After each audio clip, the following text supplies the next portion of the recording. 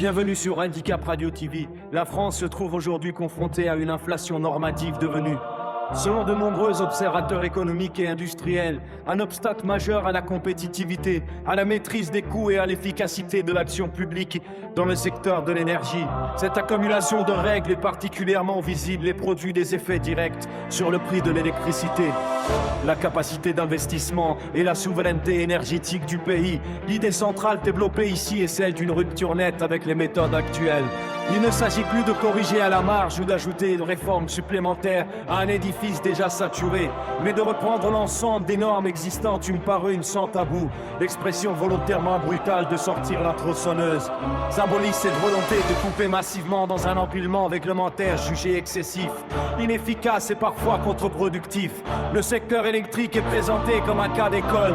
La France dispose d'un parc nucléaire capable de produire une électricité abondante, pilotable et historiquement peu coûteuse. Pourtant, le prix payé par les ménages et les entreprises n'a cessé d'augmenter. Cette hausse n'est pas liée au coût réel de production, mais à des mécanismes réglementaires et de marché qui éloignent artificiellement le prix final des fondamentaux industriels français. Le mode de fixation des prix de l'électricité en Europe est directement mis en cause.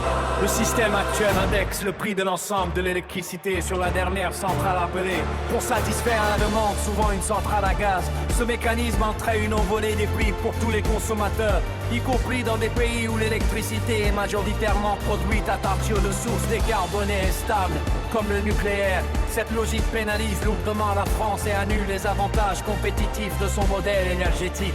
À cette structure de marché s'ajoutent des normes nationales et européennes nombreuses, complexes et parfois redondantes. Procédures administratives longues, contraintes techniques excessives, obligations environnementales mal hiérarchisées. Chaque couche réglementaire ralentit les projets, renchérit les coûts et décourage l'investissement. Les décisions stratégiques deviennent lentes, risquées et coûteuses, alors même que le pays aurait besoin d'agilité pour répondre aux crises énergétiques et industrielles. Le constat blessé est celui d'un système construit par empilement successif.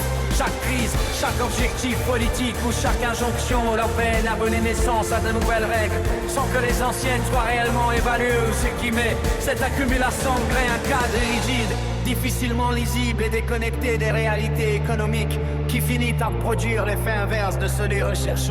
La remise à plat proposée vise plusieurs objectifs clairs: simplifier radicalement